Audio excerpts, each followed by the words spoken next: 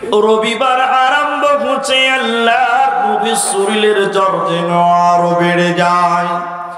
বাড়তে বাড়তে নবীজি কখনো যেন অজ্ঞান হয়ে যায়। রবিবার সারা দিন পার হয়ে যখন রাত আরম্ভ হলো, মায়েরা ভাইরা আমার, নবীজির শরীরে এতটাই জ্বর, এ জ্বরের কারণে নবীজি কখনো কখনো জ্ঞান হারা হয়ে যায়, নবীজি অজ্ঞান হয়ে যান, জ্ঞান হারা হয়ে যায়। রবিবারের দিনে রাতের বেলায় আল্লাহর নবীর শরীরে এতটা জ্বর, এই জ্বরের কারণে নবীজি অজ্ঞান হয়ে গেলেন। নফল নামাজ পড়লেন, তাহাজ্জুদ পড়লেন, নবীজির এতটাই জ্বর, জ্বরের কারণে কাঁপতে কাঁপতে অজ্ঞান হয়ে যায়। আল্লাহর নবী নিজে 2 রাকাত নামাজ পড়ে নিলেন, আর নবীজি তারপরে জ্ঞান হারিয়ে গেল। নবীজি অসুস্থ এত হলেন, নবীজির শরীরে এতটাই জ্বর, নবীজি অজ্ঞান হয়ে গেল। এমন সময় মসজিদে নববীতে ফজরের আজান দিয়েছে। সাহাবীরা একজন একজন করে মসজিদে নববীতে এলেন, নবীজির জন্য অপেক্ষা করছেন, নবীজির জন্য ইন্তেজার করছেন। মায়েরা বোনেরা, নবীজি অজ্ঞান হয়ে আছে, নবীজি জ্বরের কারণে বেহুশ হয়ে আছে। সাহাবীরা মসজিদে অপেক্ষা করছে। অপেক্ষা করতে করতে যখন নবীজিকে পেল না, তখন সাহাবীরা হযরতে আবু বকরকে ইমাম বানিয়ে নামাজ আরম্ভ করলেন। আল্লাহর নবী এমন সময় হুঁশ ফিরে পেল, জ্ঞান ফিরে পেল। নবীজি বললেন, আয়েশা রে, তুমি বলো এখন কোন টাইম রে আয়েশা? মসজিদে নববী থেকে আজান দিয়েছে। আম্মু জান আয়েশা বলেন, ইয়া রাসূলুল্লাহ, মসজিদে নববীতে অনেকক্ষণ আগে আজান দিয়েছে। সাহাবীরা আপনার অপেক্ষা করতে করতে আপনাকে না পেয়ে আমার আব্বা আবু বকরকে ইমাম বানিয়ে সাহাবীরা নামাজ আরম্ভ করেছে। আল্লাহর নবী জ্বর শরীরে, নবীজি দাঁড়াতে পারেন না, এতটা জ্বর, নবীজি তর করে করে করে কাঁপছেন। নবীজি বললেন, আয়েশা রে, আমাকে একটু ধর, আমি যাব মসজিদে নববীর দরজায়। লম্বা কথা ছোট্ট করে বলছি, মসজিদের দরজা থেকে নবীজি বীর বাড়িয়ে এলেন। অনেক কথা মাঝখানে ছুটে গেল। নবীজি হুজরাতে এলেন, সোমবার সকাল হচ্ছে। নবীজির জ্বর যেন আরো বেড়ে গেল, নবীজি যেন আরাম পাচ্ছে না। আল্লাহর নবী বলেন, আয়েশা তুমি ফাতেমাকে খবর দাও। হযরতে ফাতেমা হুজরাতে এলেন। নবীজি ফাতেমার কানে কানে কিছু বলেছিলেন, যা হাদিসের বর্ণনাতে বোঝা যায়। আল্লাহর নবী আম্মা জান আয়েশার উরুরানের উপরে মাথা দিয়ে আছে। নবীজি থরথর করে জ্বরের কারণে কাঁপছে, কখনো অজ্ঞান হয়ে যায়। নবীজির মুখে দুর্গন্ধ, নবীজির মুখে যেন গন্ধ বার হচ্ছে। নবীজি বললেন, আয়েশা রে, মিসওয়াক চিবিয়ে দাও, দাঁতন চিবিয়ে দাও, আমার মুখে দুর্গন্ধ মনে হচ্ছে। আম্মা জান আয়েশা বলে, আমি নিজের মুখে দাঁতন চিবিয়ে দিলাম, ওই মিসওয়াক নবীজির মুখে ব্যবহার হলো।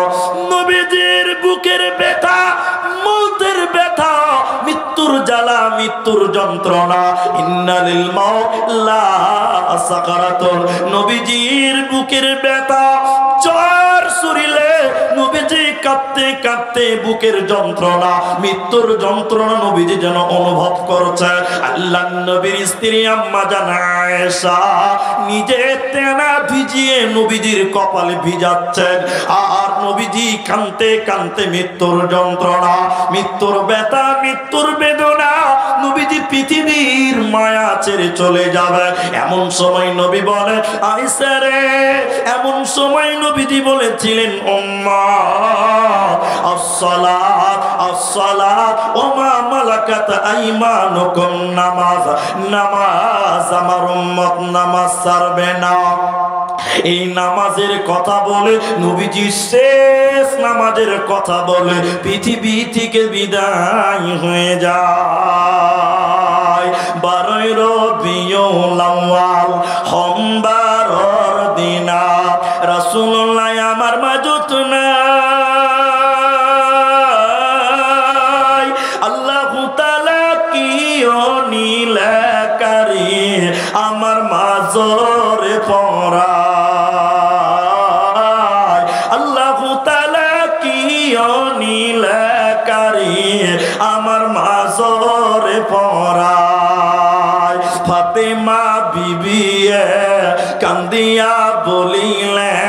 পিতায় আছে আমার মাঝত নাই,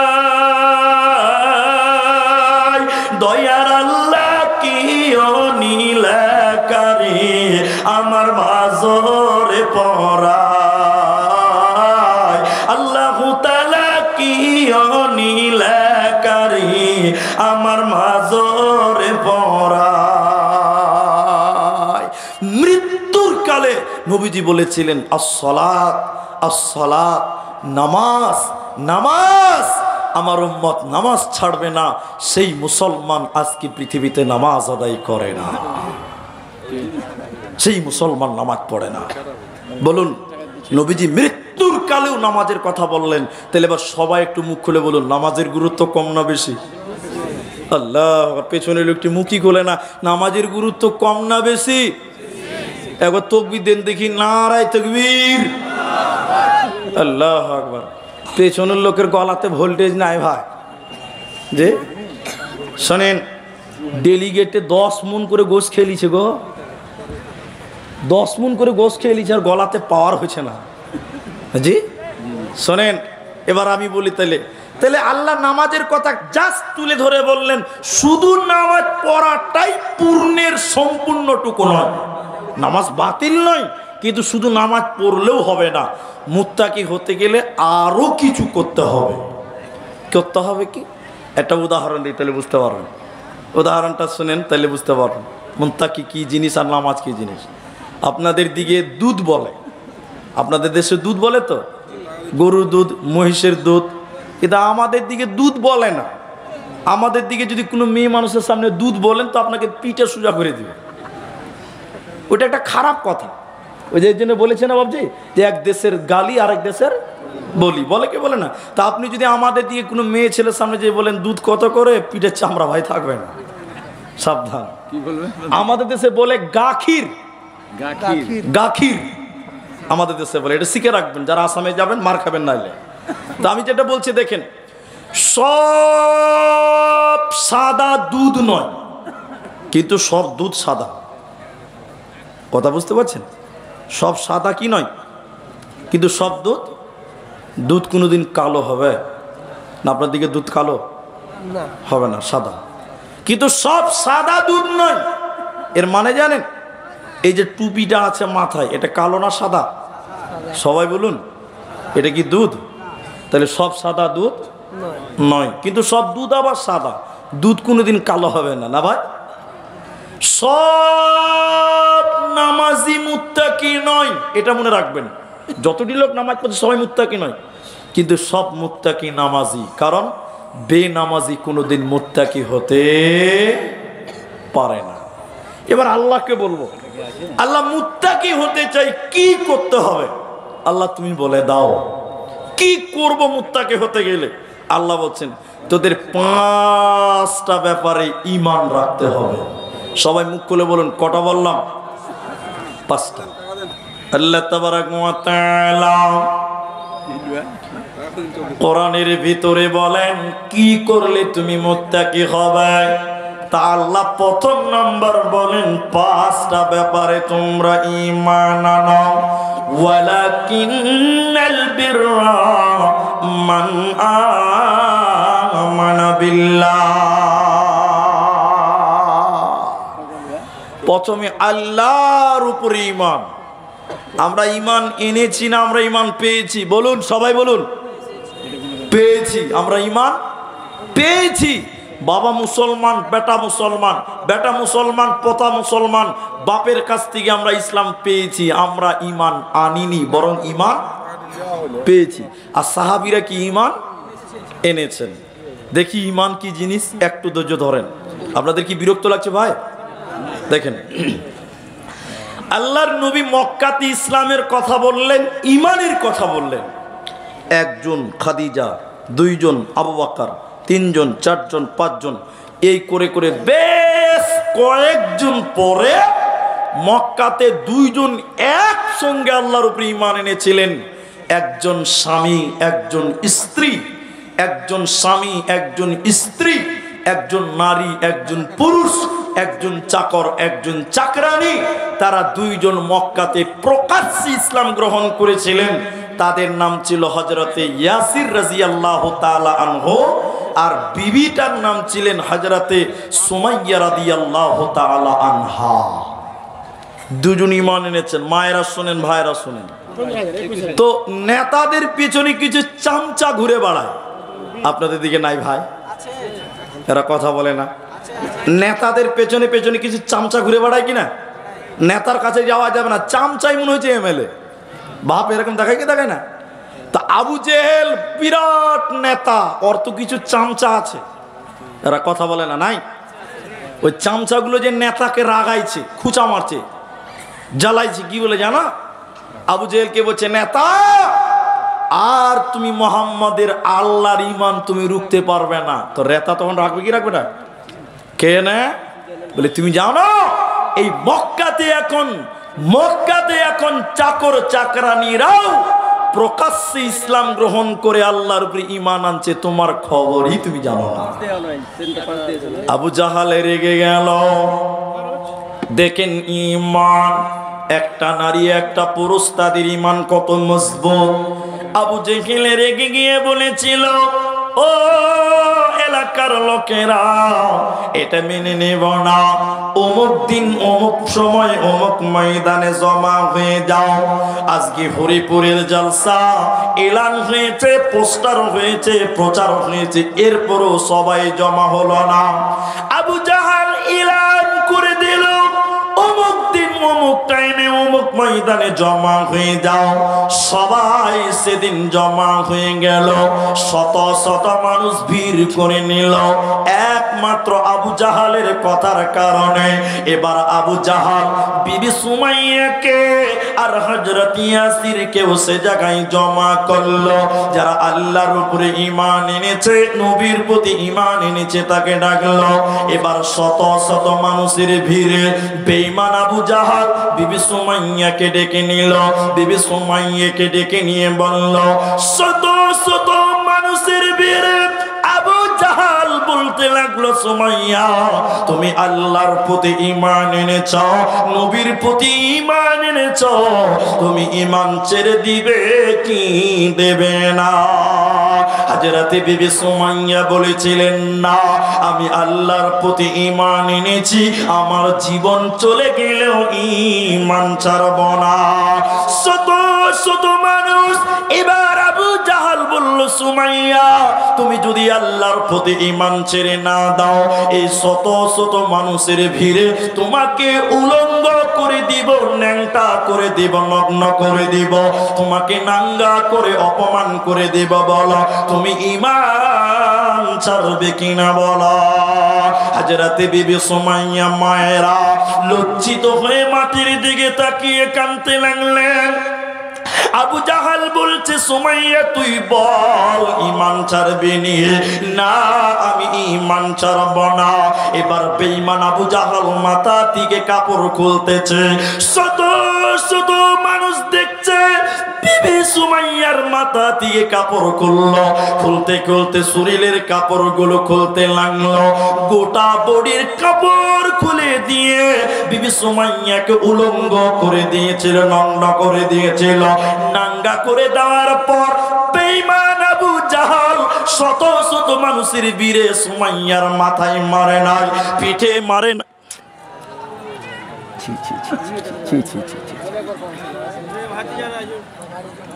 ওইদিকে লাইট জ্বলছে, আমাদের জালসাতেই বন্ধ। কপাল আল্লাহ বরকত মনে হয় মেলাতেই দিয়েছে ভাই। ওইটাই তো বলছি।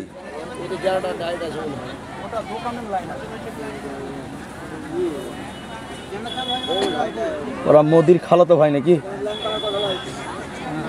ওরা মনে হচ্ছে নরেন্দ্র মোদির খালাতো ভাই।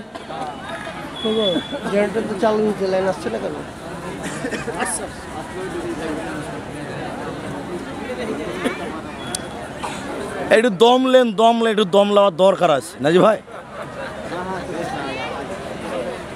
এতক্ষণ লাগছে কিনা ভাই? লোক তো পালাবে এখন।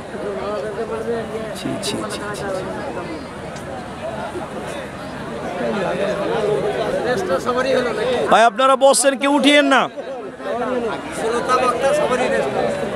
এবার লোক উঠবে, তা তো দেরি হলে দেখেন কত লোক উঠছে। একদম মেন টাইমে ডিস্টার্ব হয়। ঠিক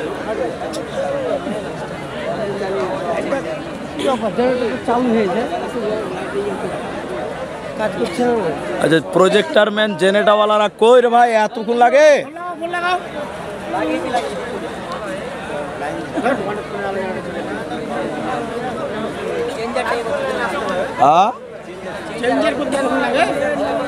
আরে একটা ফেলে দিলি তো হয়ে গেল একটা।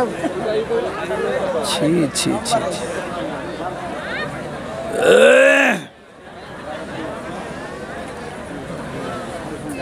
আলহামদুলিল্লাহ।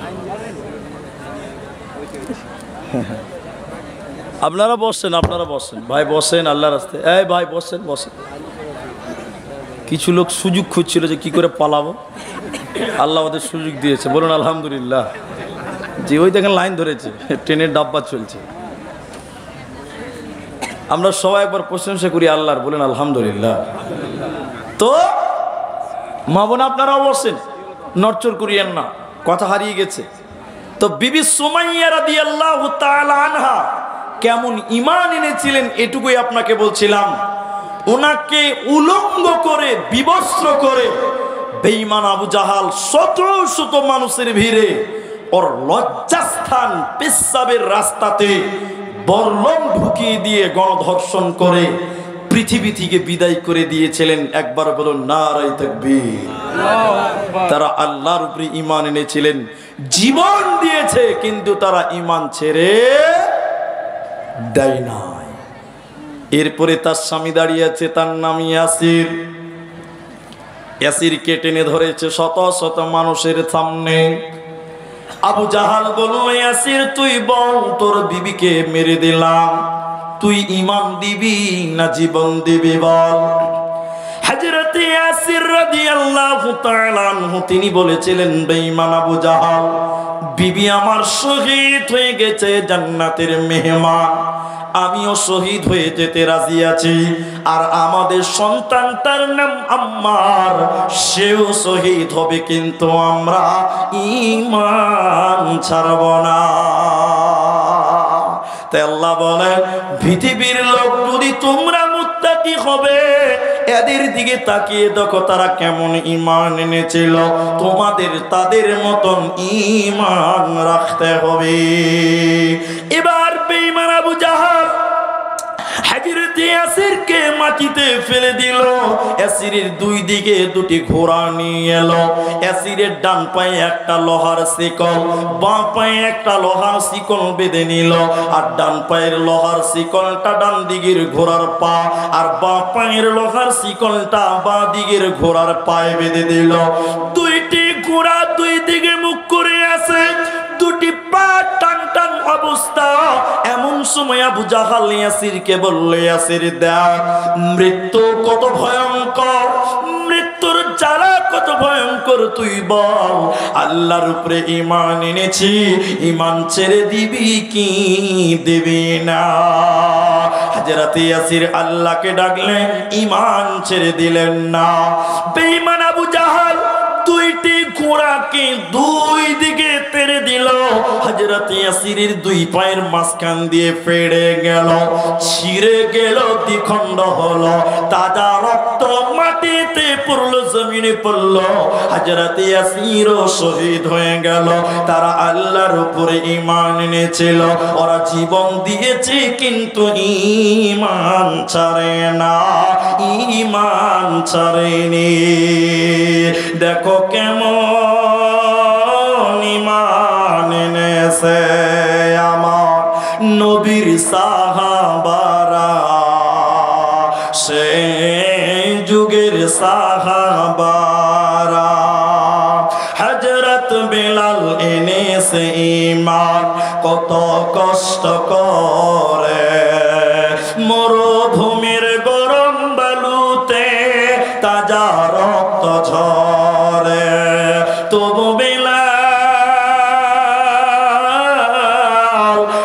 বেলাল ছাড়িনি ঈমান, পড়ে লা ইলাহা ইল্লাল্লাহ। দেখো কেমন ঈমান এনেছে আমার নবীর সাহাবা। যুগের সাহাবারা, নবীর সাহাবারা, সেই যুগের সাহাবারা। তাই আল্লাহ বলেন ওয়ালাকিন্নাল বিররা মান আমানা বিল্লাহ।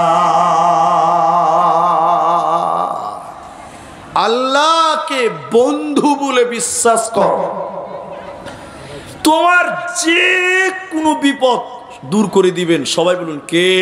আল্লাহ। আল্লাহ। এগুলো যদি বলি একটা করে তাহলে অনেকক্ষণ লাগবে, একটা শুধু বলি 1 মিনিটও লাগবে না। জলিলুল কাদার নবী নবী ইব্রাহিম আলাইহিস সালাম, এদিকে দেখেন হাতে পায়ে বেঁধে দিয়েছে, সামনে আগুন দাও দাও দাও দাও দাও দাও করে জ্বলছে। ইব্রাহিমকে এবার আগুনে ফেলবে, ইব্রাহিমকে আগুনে ফেলছে। বাঁচার আর কোনো পথ আছে? জোরে বলুন নেই। ইব্রাহিমের মুখে তখন বের হচ্ছে, দেখেন হাসবিনাল্লাহ হাসবুনাল্লাহু ওয়া নি'মাল ওয়াকিল, আল্লাহ আমার জন্য যথেষ্ট, তিনি সঠিক ফয়সালা দাতা। বলুন সুবহানাল্লাহ। ইব্রাহিমকে পুড়তে পেরেছিল? এরা কথা বলে না, পারেনি। তাহলে তুমি যদি আল্লাহর উপরে ঈমান আনো, আল্লাহকে সুখ দুঃখের বন্ধু বলে মেনে নাও, খাইরিহি ওয়া শাররিহি মিনাল্লাহি তাআলা, এইটা যদি ভালো মন্দর বিশ্বাস, ভালো মন্দর মালিক আল্লাহ, এটা যদি বিশ্বাস করতে পারো, আল্লাহ বলছে তোকে আমি জান্নাত দিব, তোর কোনো চিন্তা থাকবে না। তাহলে 1 নম্বর আল্লাহর উপরে ঈমান, দ্বিতীয় নম্বর ওয়াল ইয়াউমিল আখির, পরকালের উপরে, আখিরাতের উপরে, কিয়ামতের দিনের উপরে তোমাদের ঈমান রাখতে হবে। জাহান্নামীরা যখন জাহান্নাম চলে যাবে, আল্লাহ তাবারাক ওয়া তাআলা তাদের ব্যাপারে বলেছেন, জাহান্নামীরা ডেকে ডেকে বলবে তোমরা কেন, কিসের কারণে তোমরা জাহান্নাম গেলে তোমরা বলো। জাহান্নামীরা কেঁদে কেঁদে 4খানা কারণ বলবে। কোরআন সূরা মুদাসসিরের ভিতরে আল্লাহ বলেছেন, ওই 4টার ভিতরে একটা হলো ওয়া কুন্না নুকাযযিবু বিয়াউমিদ্দিন, আমরা হাসরের দিন, বিচারের দিনকে মানি না। পরকালকে যারা মানবে না ওদেরকে আল্লাহ জাহান্নাম দেবে। তাই আল্লাহ বলে, যদি তোমরা মুত্তাকি হতে চাও, আমার পরকালের উপরে, আখিরাতের উপরে তোমাদের ঈমান রাখতে হবে। আমার দিকে তাকান ভাই, সবাই দেখেন আমার দিকে। সূরা ইয়াসিনের একটা আয়াত পড়বো, তার জন্য আপনাদের দিকে তাকাতে বলছি। আমার দিকে দেখেন। কিয়ামতের ময়দানে কিছু বেঈমান যারা পরকাল মানত না, এখন অনেক মুসলমান বলে নামাজ পড়ি কি হবে, নামাজ পড়ি কি হবে, এর পেছনে একটা কথা লুকিয়ে আছে। তার মানে ও বিশ্বাস করছে যে নামাজ পড়াটা দুনিয়াতেই ফালতু, এর জন্য কোনো প্রতিদান নাই। তার মানে সে বিশ্বাস করছে পরকাল বলতে কিচ্ছু। কথা ঠিক বললাম না ভুল বললাম? এটা রাত না দিন? এতটি লোক একটু কথা বলে না, খালি পঞ্চায়েতের ভোট আসবে তখন দেখবেন জিন্দাবাদ জিন্দাবাদ ব্যাঙের মতন লাভ হবে সকাল। হ্যাঁ, তখন ভোল্টেজ একদম 5G স্পিডে চলে আসছে। আর আল্লাহর তাকবীর দিচ্ছি তো কথা বাড়াচ্ছে না। দেখেন এদিকে দেখেন, আমার দিকে দেখেন। অনেক মুসলমান বলে নামাজ পড়ি কি হবে, এই কি হবে তার মানে পেছনে একটা কথা লুকিয়ে আছে। এটা রাত, এটার নাম। এখন যদি বলি এটা রাত নয়, তাহলে বুঝে নিতে হবে পেছনে দিন আছে। তার মানে দিন হয় রাত হবে না দিন হবে। তো যে বলছে কি হবে তার মানে পরকাল আর কিচ্ছু নাই। এরকম খরিদ্দার কম না বেশি? অনেক আছে, অনেক আছে। আল্লাহ কি বলছে দেখেন, এদিকে দেখেন আয়াতটা পড়ি এবার।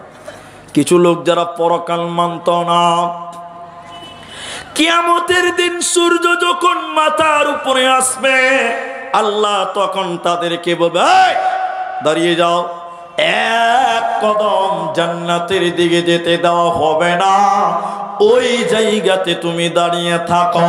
সূর্যের তাপে যুবক মানুষ বৃদ্ধ হয়ে যাবে, সূর্যের তাপের কারণে যুবক মানুষ বৃদ্ধ হয়ে যাবে, বৃদ্ধদের চামড়া আমরা যেমন ঝলসে যাই ওইরকম হয়ে যাবে। আমার আল্লাহ জাহান্নামে 70,000 লাগাম আছে, প্রত্যেকটা লাগামে 70,000 করে ফেরেশতা আছে। ওই ফেরেশতাগুলোকে বলবে আমার ফেরেশতারা তোমরা জাহান্নাম টেনে টেনে কিয়ামতের ময়দানে হাজির করো। ওই ফেরেশতারা জাহান্নামকে টেনে টেনে টেনে টেনে কিয়ামতের ময়দানে জাহান্নাম নিয়ে আসবে। জাহান্নাম রেগে গুসাতে মেঘের গর্জন দিবে। আর আল্লাহ কি বলবে, আল্লাহ বেঈমান গুলো কোথায়, বিশ্বাসঘাতক গুলো কোথায়, অপরাধীরা কোথায়, তুমি আমার ভিতরে দাও। জাহান্নাম মেঘের গর্জনের মতন গর্জন মারবে। যারা আখিরাত মানত না, পরকাল মানত না, তারা জাহান্নাম চোখের সামনে দেখতে পাবে। আমার আল্লাহ তখন বলবে বান্দা চিনতে পারো জাহান্নাম, তোমরা কি এটাকে চিনতে পারছ? আল্লাহ কোরআনে বলেছেন, আল্লাহ বলেন হাদিহি জাহান্নামুল্লাতী কুনতুম তুআদুন, এটা সেই জাহান্নাম যেটার ব্যাপারে দুনিয়াতে তোমাদের ওয়াদা দেওয়া হয়েছিল, কিন্তু পৃথিবীতে তোমরা বলেছিলা মরার পর কিছুই নেই, এই দুনিয়াই হলো শেষ কথা। ওই দিন অস্বীকার করেছিল জাহান্নাম। দেখো জাহান্নাম, এটাই সে জাহান্নাম তৈরি হয়ে গেছে। যাও জাহান্নাম যাও, আজকে তোমাদের বাঁচার উপায় রবে না। এজন্য আমার আল্লাহ বলে যদি তোমরা মুত্তাকি হবে, ওই পরকালকে আখিরাতের উপরে তোমরা ঈমান আনতে হবে। এই দুনিয়াটা কেমন করে চিরস্থায়ী ভাবলে তুমি? তোমার দাদু পৃথিবীতে এসেছিল, আজকে তোমার দাদু পৃথিবীতে নাই, কবরে চলে গেছে। তুমি কি করে ভাবলে দুনিয়া চিরস্থায়ী? তোমার বাপ পৃথিবীতে এসেছিল, ওই তোমার বাবা সেও কবরে চলে গেছে। আজকে তুমি আছো, কালকে তুমি থাকবে না। ये दुनिया रहने के लिए नहीं है, बल्कि जाने के लिए आना है। अगर रहने के लिए आना तो जगह ही नहीं मिलता। এই পৃথিবী থাকার জায়গা নয়, এই দুনিয়া যদি থাকার জায়গা হতো আজকে হযরতে আদমকে দেখতে পাওয়া যেত, হযরতে ঈসাকে দেখতে পাওয়া যেত, নবী মুহাম্মদকে দেখতে পাওয়া যেত।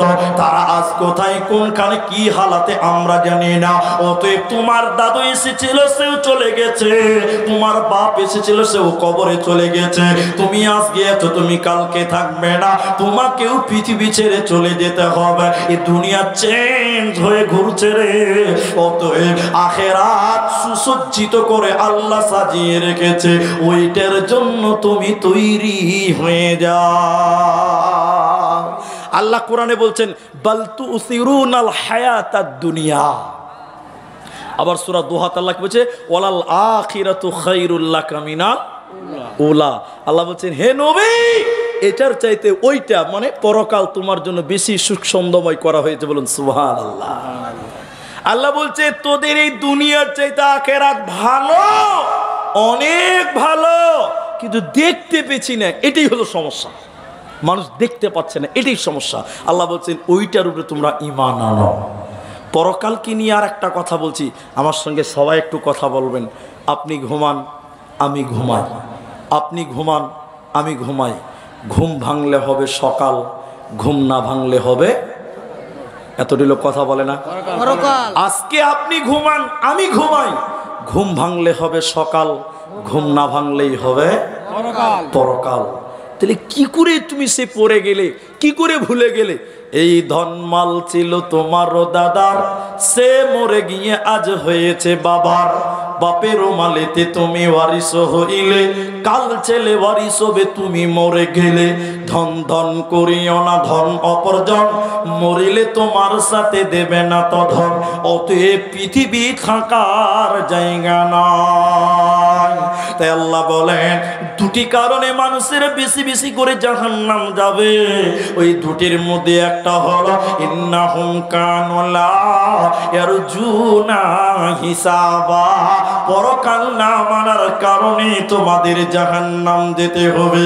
এজন্য আল্লাহ কোরআনে বলেছেন ইন্না ইলাইনা ইয়াবাহুম সুম্মা ইন্না আলাইনা হিসাবাহুম। আমার কাছে আসতেই হবে, হিসাব তোদের দিতে হবে, পালাবার কোনো উপায় থাকবে না।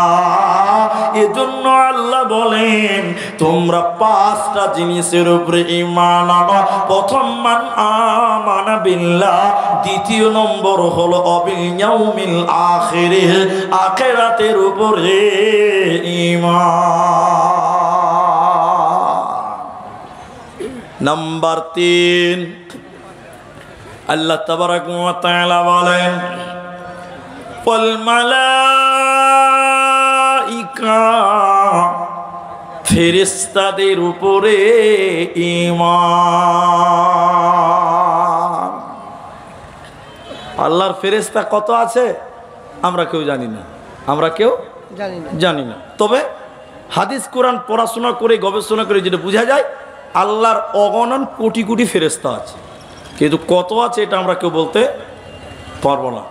ফেরেশতাদের ব্যাপারে 2-3টা কথা বলবো। আমি জানি রাত অনেক হয়ে গেছে, আপনাদের অনেকের বিরক্ত লাগবে, তারপরেও বলছি। দেখেন, আমি গত জুমার আগের জুমাতে না গত জুমাতেই বোধ হয় শুধু মালাকুন ফেরেশতা সম্পর্কে বক্তব্য দিয়েছি। মালাইকা বহু বচন, শুধু ফেরেশতা সম্পর্কে বক্তব্য রেখেছি। তাই ফেরেশতা সম্পর্কে আধা ঘন্টা 40 মিনিট বলা যাবে, কিন্তু সময়কে সাপেক্ষে রেখে 2-3টি কথা আপনাকে বলবো। ফেরেশতা কখনো কখনো মানুষের রূপ ধারণ করতে পারে না, কখনো কখনো পাখি উড়ে উড়ে আসবে, বুঝতে পারবেন এটা ফেরেশতা। জাস্ট একটা কথা বলি, আল্লাহ রসুলের কাছে এসেছে, সাহাবীরা বসে আছে, আল্লাহ রসুলের হাঁটুর কাছে হাঁটু এনে বসেছে, বসে বলছে আপনি কয়েকটা প্রশ্ন করেছে, দিন সম্পর্কে বলুন, এটা সম্পর্কে বলুন, ওটা সম্পর্কে বলুন। আল্লাহ রসুল একটা একটা করে উত্তর দিচ্ছেন, চলে গেছেন। আল্লাহ রসুল বলছেন তোমরা জানো এই লোকটা কে? সঙ্গীদেরকে বলছে তোমরা বলতে পারবে এই লোকটা কে? বলে কে? ইনি হলেন জিবরাইল। বলুন সুবহানাল্লাহ। মানুষের রূপ ধারণ করে নবীর কাছে এসেছে। আরেকটা বলি, এটা একটু ধৈর্য ধরেন। জিবরাইল কখনো আপনার কাছে আসবে না, আমরা যে নাপাক মানুষ আমাদের কাছে আসবে না, নবীদের কাছে আসেন।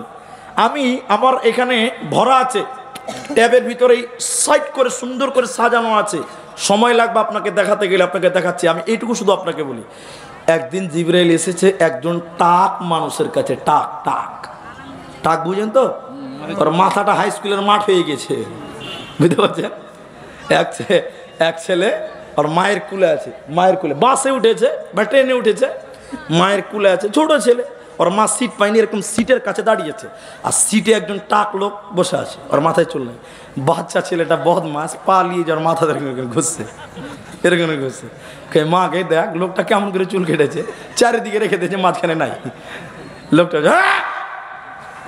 লোকটা রাখবে না, বাচ্চা ছেলে আর কি করবে, ফের ওর পাটালে ওর চান্দিতে এরকম করে ফিল্ডে ঘষটাইছে। মাকে দেখতো লোকটা কেমন করে চুল কেটেছে, লোকটা এবার রেগে গেছে, ছেলেকে দেখতে পারো না? ছেলে ফেরেশতা, তুমি ছেলেকে গাল দিবা? ছেলে বুদ্ধি আছে, বুদ্ধি ছেলে পা দিবে, বাম্পার ঝগড়া লেগে গিয়েছে। তো কিছু কিছু মানুষের এরকম আছে কি না, স্কুলের ফিল্ড তৈরি হয়েছে, এরকম লোক আছে না ভাই? আছে। তো এটা আমার সাজা আছে। ফেরেশতা একদিন 3 জনের কাছে এসছে, তার মধ্যে ইনি একজন টাক। এসে বলছে তোমার সবচেয়ে প্রিয় কি? ওই লোক বলছে যে দুঃখে আমি আছি আমার মতন দুঃখতে কে আছে? সবাই টাকলা টাকলা বলছে, আমার মাথায় চুল হোক এটা আমি চাই, এটাই আমার সবচেয়ে প্রিয়। জিবরাইল ওর মাথায় হাত দিয়েছে, ওর মাথাতে চুল গজিয়ে গেছে। বলুন সুবহানাল্লাহ। এটা কোনো আমল নয়, এগুলো ইতিহাস, অনেক কথা। দেখেন ওর চুল গজিয়ে গেছে, এবার তাকে জিজ্ঞাসা করছে তোমার আর কি তোমার প্রিয়, তোমার চাওয়া আছে? তো তার ব্যাপারে 2টি কথা আছে, একটাই বলি। তিনি বলেছিলেন আমার গাভী উটনির খুব প্রয়োজন, খুব ইচ্ছা আমার একটা গাভী উটনি থাকবে, তার দুধ হবে। দিয়ে দেওয়া হলো, দিয়ে দিলেন। আরেকটা লোকের কাছে, ওই লোকটা কালো। কালো লোককে আপনারা কি বলেন? কাইলা।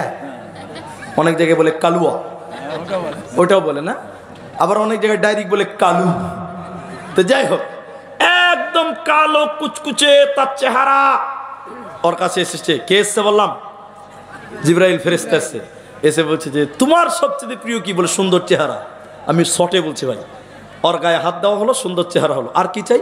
বলে আমি একটা গাভী চাই, গায় যে বাচ্চা দিচ্ছে, দুধ হবে, তাই দেওয়া হলো।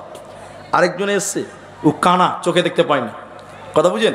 ওকে একই জিজ্ঞাসা করলেন, ওর চোখ ফিরিয়ে দেওয়া হলো, ওকে ছাগল দেওয়া হলো।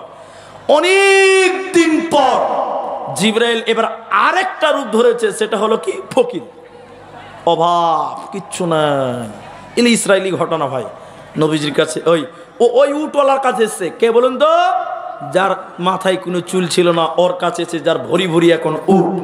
জিবরাইল ওর কাছে এসে বলছে, ভাই আমি খুব গরিব, ব্যাগ ট্যাগ সব হারিয়ে গেছে, টাকা পয়সা নাই, তো তোমার তো আল্লাহ অনেক উট দিয়েছে, তো একটা উট যদি আমাকে, বাচ্চা উট দাও, তো আমি বিক্রি করে ওইটা দিয়ে আমি চলে যেতে পারবো। লোকটা বলছে, না, এগুলো আমার বাপদাদার সম্পত্তি, আমার বংশীয় ঐতিহ্য, এগুলো দেওয়া যাবে না। জিবরাইল চলে গেল, দ্বিতীয় জনের কাছে চলে গেল। তৃতীয় জনের কাছে যখন গেল, দুইজন দিল না, তৃতীয় লোকটা করলে কানা। ওই কানা তখন বলছে, ভাই আমি অভাবী গরিব মানুষ, আমার কিচ্ছু ছিল না, আল্লাহ আমার বাড়িতে বরকত দিয়েছে, আল্লাহ আমাকে অনেক ছাগল দিয়েছে, তোমার যেটা ইচ্ছে তুমি নিয়ে যাও, যেটা ইচ্ছে তুমি রেখে যাও। জিবরাইল তখন বলল, না না, আমার কোনো কিছুর প্রয়োজন নাই, আল্লাহ আমাকে পরীক্ষার জন্য পাঠিয়েছে। এটা ইসরায়েলি ঘটনা, আমাকে পরীক্ষার জন্য পাঠিয়েছে। এবার এই কানাকে আরো বড় লোক করে দেওয়া হলো, আর যারা দুইজন দিল না, ওদেরকে আবার আগের মতন বানানো হলো। অতএব জিবরাইলের ব্যাপারে আর একটা ছোট্ট করে টিপস আপনাকে দিব, শুনেলেন? যারা ফেরেশতাকে গালি দেয় ওরা কোনোদিন মুত্তাকি হতে পারে না। যারা আল্লাহর ফেরেশতাদের গালি দেয়, সন্দেহ করে, ওরা কোনোদিন মুত্তাকি হতে পারে না। তাই আমার আল্লাহ 3 নাম্বার বলেন, ও আল্লাহ বলেন, শুনেলাম পৃথিবীর মানুষেরা ওয়াল মালাইকা,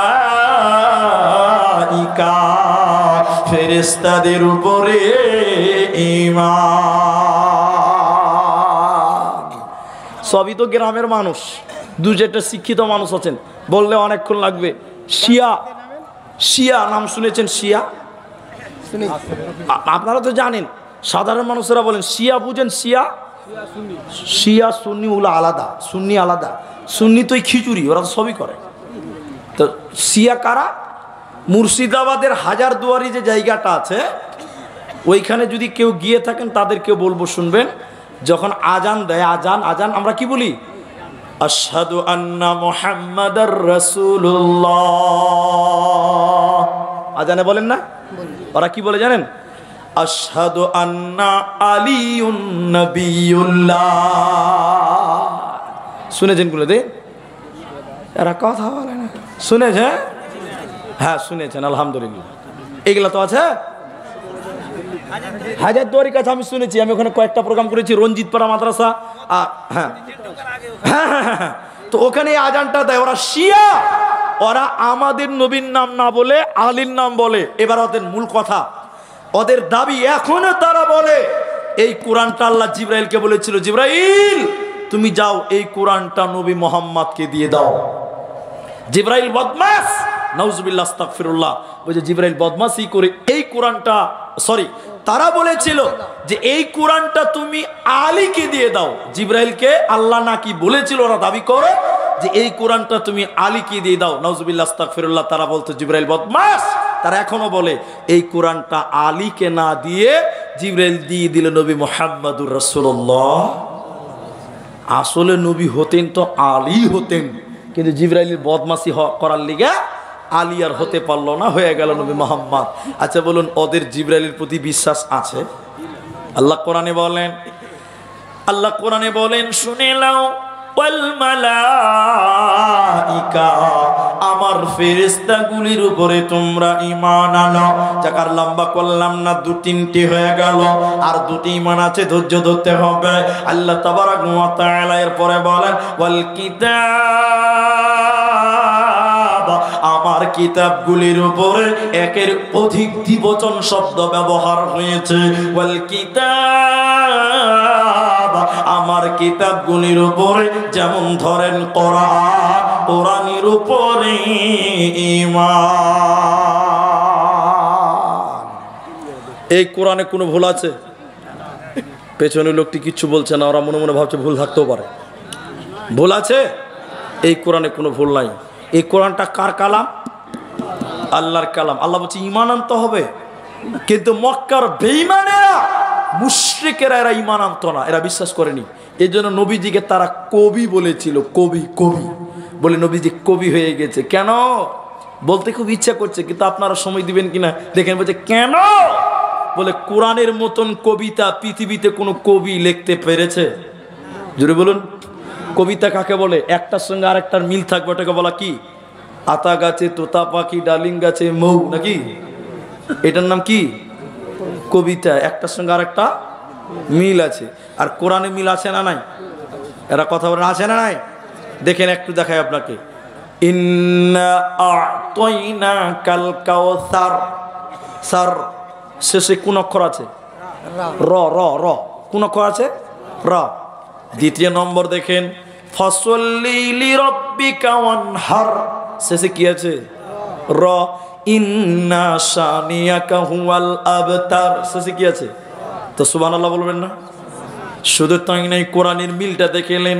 ওয়াশ-শামসি ওয়া দুহাহা ওয়াল কমারি ইযা তালাহা ওয়ান নাহারি ইযা জাল্লাহা ওয়াল লাইলি ইযা ইয়াগশাহা ওয়াস সামাই ওয়া মা বানাহা ওয়াল আরদি ওয়া মা তাহাহা ওয়া নাফসিন ওয়া মা সাওয়াহা ফাআলহামাহা ফুজুরাহা ওয়া তাকওয়াহা। সব শেষে হা হা হা। এত সুন্দর মিল। এজন্য মক্কার কাফের মুশরিকেরা বলেছিল নবী কবি হয়ে গেছে। কবি না হলে এত সুন্দর কবিতা বলতে পারত না। তারা বলেছিল এই কিতাবটা নবীজি বাড়িতে বসে বসে বানিয়েছে। কিন্তু না না না, এই কিতাবটা নবীজি বাড়িতে বসে বসে বানাইনি, বরং এটা আল্লাহর কালাম। কিন্তু মক্কার মুশরিকেরা মানতো না, বলতো নবীজি বাড়িতে বসে বসে বানিয়েছে।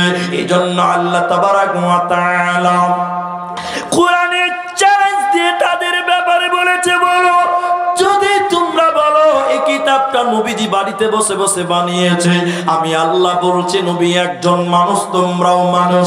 যদি বলো এই কিতাবটা নবী বাড়িতে বসে বসে বানিয়েছে, তাহলে আমি আল্লাহ বলি তাহলে তোমরা কেন এই কিতাবের মতন একটা কিতাব বানাতে পারো না? 114টা বানাতে হবে না। আল্লাহ বলে ওয়া ইন কুনতুম ফি রাইবিম মিম্মা নাযালনা আলা আবদিনা ফাতু বিসূরাতিন মিন মিথলিহি ওয়াদউ শুহাদা। তোমরা এই কিতাবের মতন একটা কিতাব বানিয়ে দেখাও। যদি তোমরা দাবি করো নবী বানিয়েছে, তাহলে তোমরাও বানিয়ে দেখাও। 114টা সূরা বানাতে হবে না, 30 বার বানাতে হবে না, একটা আয়াত তোমরা বানিয়ে দেখাও। ইন কুনতুম সাদিকিন, যদি তোমরা প্রকৃত সত্য হয়ে থাকো। পৃথিবীর কেউ কোরআন বানাতে পারে না, ভবিষ্যতেও কেউ পারবে না। এরই নাম কোরআন। তাই আল্লাহ বলেন ওয়াল কিতাব, আমার আসমানি কিতাবগুলির উপরে যেমন ধরিলেন কোরআন, কোরআনের উপরে ঈমান। একটা কথা বলবো তো 5 নম্বরটা বলবো। একটা কথা কি, এই কোরআন পড়লে নেকি হবে। নেকি হবে না ভাই? নেকি হবে না? দেখেন 2 ঘন্টা কোরআন পড়বেন এরকম। এই একটা কিতাব কিনেছেন লন্ডন থেকে এনেছেন। কিতাবটার দাম হচ্ছে 1.5 লক্ষ টাকা। কয় লক্ষ? কিতাবটা এরকম করে বের করেছে, চশমা পরে বিড় বিড় বিড় বিড় করে পড়ছে, সব সময় পড়ছে, সব সময় পড়ছে। আচ্ছা বলুন, জ্ঞান বাড়বে এই গ্যারেন্টি দেওয়া যাবে না, কারণ অনেকেই বই পড়ে আরো গুমরা হচ্ছে, পথভ্রষ্ট হচ্ছে না? তাহলে বই পড়লে, ওই বইটা পড়লে জ্ঞান বাড়বেই, এর কোনো নিশ্চয়তা নেই। আর নেকি হবে? নেকি হবে? নেকিও হবে না। কিন্তু বলুন কোরআন, এদিকে কোরআন পড়লে জ্ঞান বাড়বে, এতে কারো ডাউট আছে? সন্দেহ আছে? কোনো সন্দেহ নাই। তাহলে কোরআন পড়লে জ্ঞান বাড়বে, এই শুধু তাই নয়, নেকিও হবে। হবে না? আল্লাহর নবী বলেছেন আলিফ লাম মিম তিনটা হরফ, সূরা বাকারার প্রথমে তিনটা এসেছে। কেউ যদি এই তিনটা অক্ষর পড়ে, আল্লাহর নবী বলেন আমল নামায় আল্লাহ 30টা নেকি দিবে। বলুন সুবহানাল্লাহ। কোরআন পড়লে নেকি হয়, কোরআন শুনলে নেকি হয়, কোরআন পড়লে নেকি হয়, কোরআন শুনলে নেকি হয়। কোরআনের টোটালটা নেকির সঙ্গে সম্পৃক্ত বন্ধু আমার।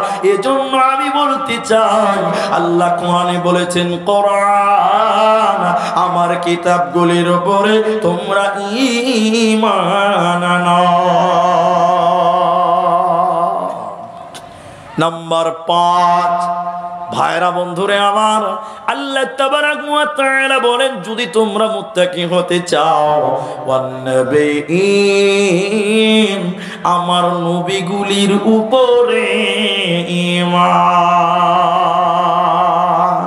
আরে দয়ালু নবী প্রেমের ছবি আর আসবে না জগতে। আরে দয়ালু নবী প্রাণের ছবি আর আসবে না জগতে। 63 সাল জিন্দেগি কান্দে বলে উম্মতি, 63 সাল জিন্দেগি কান্দে বলেন উম্মতি, এখনো আছে শুয়ে মদিনাতে। হায়রে দয়ালু নবী প্রেমের ছবি আর আসবে না জগতে। হাসর দিনে উম্মত বিনে, হাসর দিনে উম্মত বিনে যাবে না নবীজি জান্নাতে। হায়রে দয়ালু নবী প্রেমের ছবি আর আসবে না জগতে। তাই আমার আল্লাহ বলে ওয়ান্নবিয়িন, এটাও বহুবচন শব্দ। আল্লাহ একজন বলেনি, বরং বলেছে নবীদের উপরে ঈমান আনতে হবে। নবীদের উপর ঈমান বাবা না, নবীদেরকে মেনে নাও, নবীদের ইত্তেবা করো, অনুসরণ করো। একটা হাদিস বলি তাহলে বুঝতে পারবেন সাহাবীরা রাসূলকে কেমন ইত্তেবা করতেন, কেমন ইত্তেবা করতেন। ভাই এটা তো মাদ্রাসার জালসা, 1:45 মনে হয় বাজে, 1:45 বাজে তো মাদ্রাসার জালসা। ভাই সবাই যদি চলেই যাবেন তাহলে আপনারা কিছু দিয়ে যাবেন। সবাই যদি চলে যান তাহলে কেমন করে হবে? রুমালটা পড়ে গেল না? হ্যাঁ, এখানে কিছু কথা আছে। তো আমি যেটা বলছি শুনেন ভাই, আল্লাহর রাস্তায় আধা ঘন্টা টাইম আপনারা বসেন, এখানে আছে নাকি? আচ্ছা, আধা ঘন্টা টাইম আপনারা বসেন, আপনারা উঠিয়েন না। এটা মাদ্রাসা জালসা ভাই। একবার সবাই তাকবীর দেন ভাই, নারায়ে তাকবীর। আপনাদের একটা তো আছে বলছি তো এখানে। আচ্ছা, ওই না দান করেছিলেন না? এইটা একটু নিয়ে নেন তারপর। আচ্ছা, তো ঠিক আছে, আমি দানগুলো নিব। তো আপনারা এই নবীদের ব্যাপারটা শুনবেন ইনশাল্লাহ। মেয়েদের পক্ষ থেকে 2370। আচ্ছা, মায়েদের কাছ থেকে 2370 টাকা শেষের মোমেন্টে এই দানটা এসেছে। আলহামদুলিল্লাহ, দোয়া করবো ভাই। আপনার উঠিয়ে না, আল্লাহর রাস্তায় আধা ঘন্টার টাইম আমাকে দেন। অনেক রাত করে ফেলে দিয়েছেন এরা। পুরুষদের পক্ষ থেকে 8400। আচ্ছা, আপনাদের পুরুষের প্যান্ডেল থেকে 8490 টাকা এখানে দান দিয়েছেন। আলহামদুলিল্লাহ, সবার জন্য দোয়া করুন। কেতাবউদ্দিন বলে একটা ছেলে 2000। কেতাবউদ্দিন 2000 টাকা। কেতাবউদ্দিন বেনামি 700। বেনামি 700। আলহামদুলিল্লাহ। আবার বেনামি 1000। আবার একজন দিয়েছে 1000 টাকা। ভাই আপনারা আধা ঘন্টা টাইম যদি একটু বসতেন খুব ভালো লাগতো। আবু তালেব 2000 টাকা। আবু তালেব গোষ্ঠীপাড়া 2000 টাকা। আলহামদুলিল্লাহ। আচ্ছা, এখানে আপনারা যদি একটু বসতেন তো আমি একটু দোয়া করতে পারতাম। যদি আমাকে 11টায় দেওয়া হতো খুব সুন্দর হতো। যাই হোক, জাবেদ নাসরিন হরিপুর উত্তরপাড়া 1200 ইট দান করেছেন, আমি দোয়া করব মাশাআল্লাহ। আব্দুল জব্বার মহারাজনগর 15,000 টাকা। আলহামদুলিল্লাহ। জিয়াউল হক কেশিয়ার 50,000 নাকি 50,000 টাকা। কে দিয়েছে? বাবার নামে বাবার নামে দিয়েছে 500। আব্দুর রাজ্জাক বাপ মায়ের জন্য 1000 টাকা। আচ্ছা, তারপরে কি ছিল? মোহাম্মদ রফিকুল হরিপুর উত্তরপাড়া, আচ্ছা 20,000 টাকা। আচ্ছা, আব্দুল কালাম আজাদ তিনি দিয়েছেন 15,000 টাকা। আচ্ছা, মাহাতাবুদ্দিন মহারাজনগর থেকে 5,100 টাকা নাকি 5,000 টাকা। আচ্ছা, সাদিকুল ইসলাম, আচ্ছা তিনি দিয়েছেন 5,000 টাকা, 2,000 নগদ, বাকি বাকি। আলহামদুলিল্লাহ, আল্লাহ তাদের রুজিতে বরকত দান করুক। হ্যাঁ, আশিক 3,000 টাকা। আশিক দিয়েছেন 3,000 টাকা। আলহামদুলিল্লাহ। ভাই, আপনাদের কিছু বলার আমার আর মোমেন্ট মনে হয় হবে না। তো আপনারা যারা বসে আছেন ভাই, আমি শেষ, আমার পরে তার কেউ আসবে না। তো আমি যখন শেষ, তা আল্লাহর রাস্তায় যদি আপনারা 5টা লোক 1,000 টাকা করে দেন, তাও একটু খুশি হবে যে 1,000 টাকা আমার হাতে দিয়েছেন। 5টা লোক 1,000 টাকা করে দেন। এখানে অনেকগুলো দান দিয়েছেন, আর এখনো কেউ কেউ 5,000, কেউ 3,000 দিলেন। 1,000 টাকা করে যদি কেউ দেন, 5টা লোক আমি নিতে চাইছি, যদি পারে